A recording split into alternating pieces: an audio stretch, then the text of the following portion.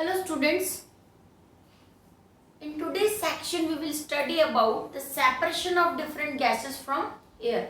As you know that air is a homogeneous mixture. हमने पढ़ा है कि एयर के अंदर different type of gases, dust particle, vapours ये प्रेजेंट होते हैं. गैसेस में अगर आप बात करो तो सबसे जो हाई अमाउंट गैस है दैट इज नाइट्रोजन प्रेजेंट, फिर ऑक्सीजन 78% नाइट्रोजन, 21% ऑक्सीजन, ऐसा अमाउंट आपने पढ़ा है. 0.03% carbon dioxide and other gases. अगर आपको ये जो एयर मिक्सचर है इसमें से गैसेस को सेपरेट करना है ना, तो इसके लिए जो टेक्निक यूज होती है, प्रिंसिपल देखो सेम है. हमने स्टेट्स ऑफ मैटर में पढ़ा है कि whenever solid heated it turns into liquid, liquid heated into that turns into gas. अगर हम इसका रिवर्स करते हैं तो गैस का अगर हम टेम्परेचर कम करें, है ना, जैसे गैस को हीट करेंगे तो उसके जो पार्टिकल्स होंगे उनकी काइनेटिक एनर्जी और ज्यादा बढ़ जाएगी, ये स्टेट आ सकती है. लेकिन हम रिवर्स करें यानी गैस को हम कूल करना स्टार्ट करें, ठीक है, तो गैस जो है वो लिक्विड में चेंज हो जाएगा. लिक्विड को कूल करते हैं तो वो फ्रीज होकर सॉलिड में चेंज हो जाता है. तो दो यहाँ पर प्रिंसिपल इन्वॉल्व है गैसेस से एयर से गैसेस सेपरेट करने के लिए, कि किसी भी मेथड से पहले एयर को चेंज कर दो आप लिक्विड में, है ना. हम कैसे कर सकते हैं? Bye lowering down the temperature, है ना. तो टेम्परेचर लो करने से गैसेस किस में चेंज हो जाती है? लिक्विड में चेंज हो जाती है. इसके अलावा एक और फिनोमिना है कंप्रेशन और प्रेशराइज करना. आपको पता ही है जैसे लिक्विड पेट्रोलियम गैस है ना, हम एलपीजी की बात करते हैं यहाँ पर. तो एलपीजी के अंदर क्या होता है? गैस को कंप्रेस करके भरा हुआ होता है. एलपीजी के अंदर कौन सी गैस होती है जो हम डोमेस्टिक यूज में लेते हैं? ब्यूटेन, है ना. उसमें उस गैस को कंप्रेस करके बहुत हाई प्रेशर पे फिल किया हुआ है, और जब गैस जैसे ही गैस ऑन करते हैं तो वो नोजल जो होता है प्रेशर रिलीज करता है और गैस बाहर निकलती है.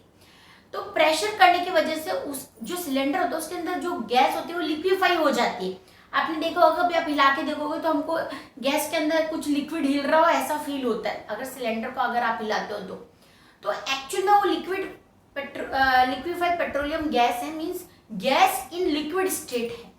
तो किसी भी तरह से अगर पहले एयर को लिक्विड में चेंज कर लो, एयर लिक्विफाई हो गया, अब हमको एक लिक्विड मिला है जिसके अंदर डिफरेंट गैसेस का मिक्सचर है.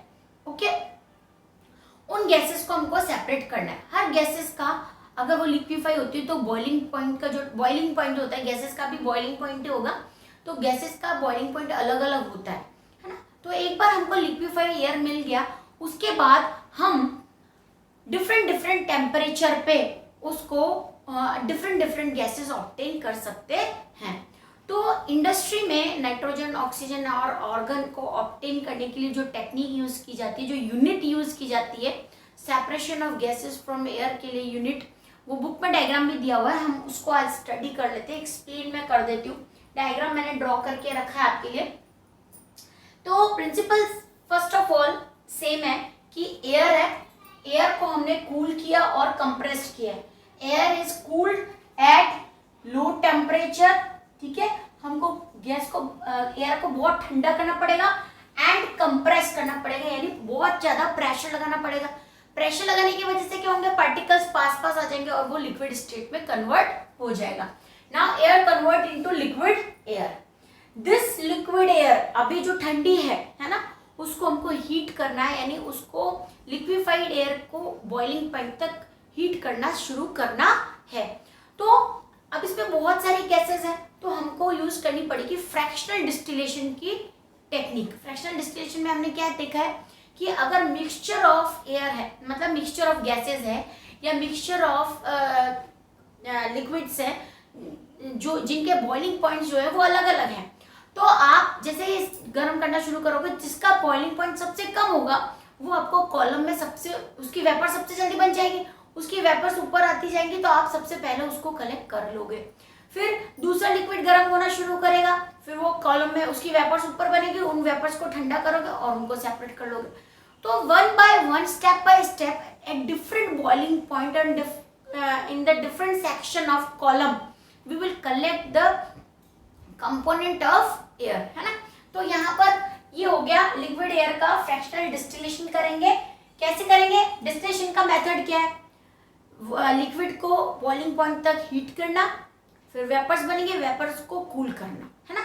तो यहाँ पर हमने यही किया, fractional distillation means liquid air को वार्म अप करेंगे और gases separate at different chambers और we can say different heights in a column, है ना। एक कॉलम होता है, जैसे अगर मैं एक आपको एग्जांपल बता दूं, इस तरह का अगर हम कॉलम बना लें, ये हम पेट्रोलियम में भी, पेट्रोलियम के रिफाइनिंग में भी इस टाइप का एक कॉलम यूज करते हैं। अगर ये कॉलम है तो जैसे जैसे जैसे जिसका बॉइलिंग पॉइंट सबसे कम होगा वो सबसे पहले उसकी वेपर्स यहाँ बन जाएगी, उन वेपर्स को आप सेपरेट कर लो, यहाँ से अलग निकाल दो और ठंडा कर दो तो वो लिक्विड आपको मिल जाएगा।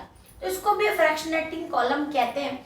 फ्रैक्शनल डिस्टिलेशन जो टेक्निक है वो लिक्विड पेट्रोलियम पेट्रोलियम की रिफाइनिंग में भी यूज होता है, क्योंकि आपको पता है जो क्रूड पेट्रोल होता है उसके अंदर बहुत सारे मटेरियल्स होते हैं और सभी काम के होते हैं। गैसेस होती है, वैक्स होता है, नेफ्था होता है, क्रूड ऑयल होता है, ग्रीस होता है, कैरोसिन होता है, डीजल होता है, पेट्रोल होता है। तो वो जो क्रूड ऑयल है उसमें भी यही टेक्निक फ्रैक्शनल डिस्टिलेशन ही यूज करते हैं डिफरेंट कंपोनेंट को सेपरेट करने के लिए, ठीक है। तो यहाँ पर हम स्टार्ट करते हैं। ये यूनिट मैंने ड्रॉ की हुई है, बुक में भी बताया हुआ है, बुक में ऐसा चार्ट भी बना हुआ है कि air is cool and compressed at low temperature, यानी गैस को लो टेम्परेचर और हाई प्रेशर पे लिक्विड में चेंज कर सकते हैं। So it will convert into liquid air and then it is heated up to marked boiling point and fractional distillation column and passed into fractional distillation column at which different temperature different gases are obtained. Okay, now start with the chambers and structure. ये जो diagram है उससे start करते हैं। सबसे पहले यहाँ से ये एयर का इनलेट है, यहाँ पर एक फिल्टर भी लगा देते हैं क्योंकि हमको एयर एसिड डालनी है, उसमें कोई अननेसेसरी पार्टिकल्स है या डस्ट है वगैरह नहीं आए, इसके एक फिल्टर लगा दिया और एयर यहाँ पर इस चैम्बर के अंदर, फर्स्ट ये जो चैम्बर है इसके अंदर आया, ये फर्स्ट है, मैं नंबर लगा देती हूँ फर्स्ट, है ना। यहाँ पर देखो दो साइड ही पिस्टन लगाए हुए हैं। पिस्टन मतलब होते हैं एयर को, जैसे ये एक कोई भी मैं एक चैम्बर बना देती हूँ ये, और इसके अंदर अगर हम इस टाइप का एक यहाँ पर ये एक इस टाइप का पिस्टन ऐसा लगा दें और यहाँ से प्रेशर करते हैं तो उसको पिस्टन बोलते हैं। तो यहाँ पर दोनों साइड एयर अपने पास की और ये पिस्टन लगाए हुए हैं फॉर कंप्रेशन ऑफ एयर, है ना। ये दोनों साइड से ऐसे एयर को कंप्रेस करेंगे, यहाँ पर ये एयर ऊपर जाएगा, कंप्रेस होगा, है ना, कंप्रेस होगा और यहीं पर ये जो टेम्परेचर है वो भी उसका इंक्रीज। अभी यहाँ पर जो एयर आ रही है उसके पार्टिकल्स पास पास आ जाएंगे, उसको कंप्रेशन होगा तो वो थोड़ी सी हीट हो जाएगी, है ना, उसमें हीट हो जाएगा। ये हॉट एयर यहाँ से इस जगह पास की। अब ये है कंडेंसर चैम्बर, है ना। कंडेंसर चैम्बर एक्चुअली क्या होता है, इसमें क्या होता है, जो पाइपलाइन है उसके अंदर गैस पास हो रही है और उसके आसपास, जैसे ये जो पाइप है इसके अंदर तो गैस होगा, ठीक है, लेकिन यहाँ पर जो ये आउटसाइड एरिया है, ये जो पोर्शन है ना, यहाँ पर जो यहाँ तो होगी गैस, ठीक है, और ये जो पाइप है यहाँ पर ये एक पाइप बनाया हुआ है, मैंने देखा है, इसके अंदर होगा कोल्ड वाटर। तो आसपास अराउंड जो है वो एयर है और इस पाइप के अंदर जो है वो वाटर है। तो यहाँ से फ्रीज्ड चिल्ड एकदम वाटर जो है वो पास करते हैं इस पाइप के अंदर, जो कॉइल्ड पाइप है, और हॉट एयर यहाँ पर आ ही रही है। फिर ये जो एयर है अब कैसी हो गई है, कूल हो गई है। तो कूल कंप्रेस्ड एयर इस पाइप से ऊपर आती है। अभी तो वेपर्स ये एयर फॉर्म में ही है, लेकिन जैसे जैसे वो कूल होती जाएगी, कंप्रेस तो है ही, यहाँ से कंप्रेस ही है, कंप्रेस होती जाएगी, वो लिक्विड एयर में चेंज हो जाएगा, ठीक है। तो यहाँ पर हमको ये लिक्विड एयर यहाँ पर मिल जाएगा। उसके बाद लिक्विड एयर के बाद यहाँ पर एक सेपरेटर लगा हुआ है। सेपरेटर मतलब अब जो गैसेस हैं उनमें से कार्बन डाइऑक्साइड रिमूव हो जाएगी ड्राई आइस की फॉर्म में। कार्बन डाइऑक्साइड रिमूव हो जाती है, ड्राई आइस मतलब क्या होता है, same way carbon dioxide when cooled at very low temperature and compressed it convert into its dry form or solid form which is known as dry ice। तो सबसे पहले कार्बन डाइऑक्साइड ड्राई आइस की form में separate हो जाएगी, तो यहाँ पर एक सेपरेटर लगा हुआ है, कार्बन डाइऑक्साइड सेपरेट हो गई। अब लिक्विड एयर जो है वो यहाँ पर नेक्स्ट, कार्बन डाइऑक्साइड सेपरेट हो गया तो उसके बाद अब क्या बचा, लिक्विड एयर, जिसके अंदर डिफरेंट डिफरेंट गैसेस हैं। अब एग्जांपल के लिए सपोज करो नाइट्रोजन का टेम्परेचर जो बॉइलिंग पॉइंट है वो थोड़ा सा ऑक्सीजन से कम होता है। तो नाइट्रोजन बॉयल होना स्टार्ट करेगी, लिक्विड हो जाएगी, है ना। यहाँ पर देखो लिक्विड एयर आ रहा है, यहाँ लिक्विड एयर आ रहा है। तो सबसे पहले जो है वो बॉयल होकर वेपर्स बनके ठंडी होकर कूल होकर सेपरेट कौन सी एयर होगी, नाइट्रोजन और आर्गन, है ना। तो नाइट्रोजन और आर्गन जो है वो यहाँ पर इस चैम्बर में पहले कलेक्ट हो जाएंगी, क्योंकि उनका बॉइलिंग पॉइंट कम होता है। बॉइलिंग पॉइंट कम होने की वजह से उनका वेपर्स जल्दी बनेंगे, वेपर जल्दी बनेंगे तो उन वेपर्स को हम इन आउटलेट से कलेक्ट कर लेंगे। तो आर्गन और नाइट्रोजन उनका भी मिक्सचर नहीं, वो भी अलग अलग टेम्परेचर पे दोनों पहले सेपरेट हो जाती हैं। ठीक है, क्योंकि उनका बॉइलिंग पॉइंट कम है। एग्जांपल के लिए मैंने आपको बता दिया, इनका बॉइलिंग पॉइंट 77 केल्विन नाइट्रोजन का और ऑक्सीजन का 90। अगेन जो प्रोसेस है वो कंटिन्यू है ना। ये बॉयल होके पहले सेपरेट हो गए, अब बची ऑक्सीजन। तो ऑक्सीजन को जब ये दोनों सेपरेट हो जाएंगी तो लास्ट में यहाँ पर क्या बचेगी, ऑक्सीजन बचेगी।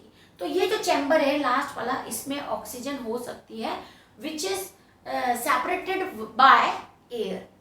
तो एयर के फ्रैक्शनल डिस्टिलेशन से हम डिफरेंट गैसेस ऑब्टेन कर सकते हैं।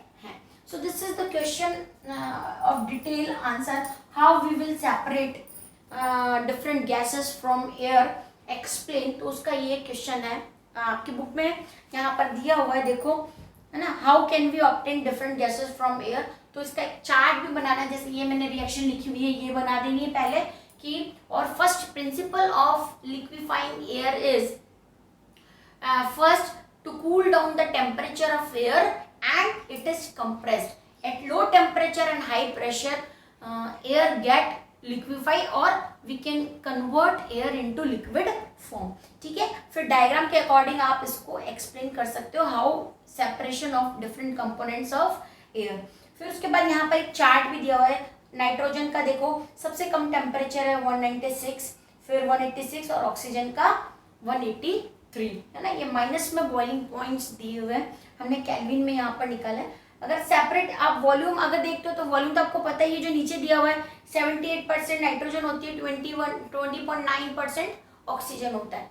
ठीक है, तो ये फ्लो डायग्राम इसमें लिखा हुआ है, flow diagram shows the process of obtaining gases from air. तो ये फ्लो डायग्राम बना देने का है, और एक्सप्लेन में आपको सिर्फ इतना सा ही करना है कि फ्रैक्शनल डिस्टिलेशन होता है, टेम्परेचर कूल करते हैं और एयर को कंप्रेस करते हैं। सो और ये डायग्राम इंपॉर्टेंट है अगर 4 मार्क्स में क्वेश्चन आता है तो। So in this way we will separate different component of gases from air. 2 techniques are involve, compression at low temperature and fractional distillation. Okay, so this is all about the one topic which is separation of component of air. Now in this book we have only 2 simple topics are there. What are the types of pure substances, उसमें metal और non metal हमको भी discuss करने का है, और physical and chemical changes. देखो physical and chemical changes हमने अर्लियर क्लासेस यानी 6th में भी आता है, 7th में भी आता है कि what do you mean by physical and chemical change.